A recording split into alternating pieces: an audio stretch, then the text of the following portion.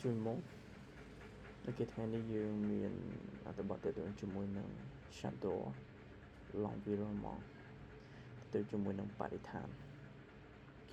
ឥឡូវនេះកុំឲ្យខាតពេលយូរយើងចូលទៅបកប្រែតគ្នាខ្ញុំស្រឡាញ់បរិស្ថានខ្ញុំស្រឡាញ់បរិស្ថានពីព្រោះឬក៏ដោយសារវាបានផ្ដល់ឲ្យពួកយើងស្ទើរតែទាំងអស់នៅតម្រូវការសម្រាប់ការរស់នៅណាសម្រាប់ការរស់នៅដូចជាអីគេខ្លះទឹកខ្យល់ទឹកណាដើមឈើណាព្រៃឈើហ្នឹងនិងភាពស្រស់ស្អាតនៃធម្មជាតិនៅពេលដែលខ្ញុំដើរនៅក្នុងព្រៃមួយឬក៏នៅពេលដែលខ្ញុំស្ដាប់សំឡេងសត្វយំណា Le chant des oiseaux ហ្នឹងខ្ញុំហាក់បីដូចជាឬក៏ខ្ញុំមានអារម្មណ៍ស្ងប់ស្ងាត់និងសប្បាយចិត្តធម្មជាតិណា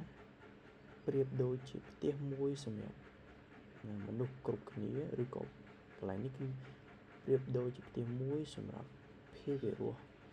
ដែលរស់រានមានជីវិតណាគ្រប់ទាំងអស់និងពួកយើងត្រូវតែការពារវាជាអកុសលជាភាពមិនសប្បាយចិត្តណា malheureusement មនុស្សជាច្រើនណានៅតែបំពុលទន្លេជាកាប់ដើមឈើណា couper les arbres ចោលសម្រាមគ្រប់ទីកន្លែង jeter des déchets partout វាធ្វើឲ្យខ្ញុំមិនសប្បាយចិត្តណាមិនសប្បាយចិត្តមានភាពសៅហ្មងហ្នឹងទៅ cela me rend triste ដោយសារតែ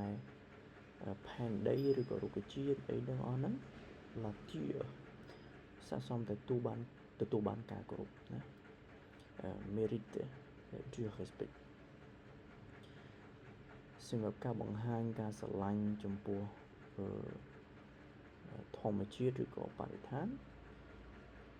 ខ្ញុំព្យាយាមមិនខ្ជិះខ្ជាយទឹកណា c'est de ne pas gaspiller l'eau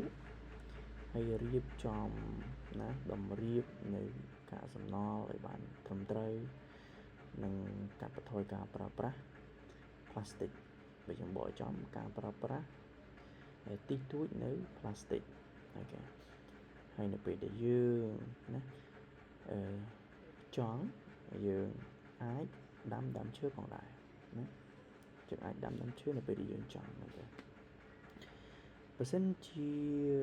គ្រប់គ្នាមនុស្សទាំងអស់ចូលរួមម្នាក់បន្តិចណាមិនអញ្ចឹង si chacun fait un petit geste ធម្មជាតិរបស់ពួកយើងនឹងប្រែក្លាយទៅជាស្រស់បំព្រងនិងស្រស់ស្អាតហើយការការពារធម្មជាតិការការពារបរិស្ថានគឺជាការការពារអនាគតរបស់ពួកយើងd'accordបាទនេះជាការបកប្រែខ្លីៗទាក់ទងជាមួយនឹងអត្ថបទ shadow l'environnement អញ្ចឹងបងប្អូនអាចចូលទៅរៀនបកប្រែក៏ដូចជាសិក្សាពាក្យនៅក្នុងនឹងបាន merci au revoir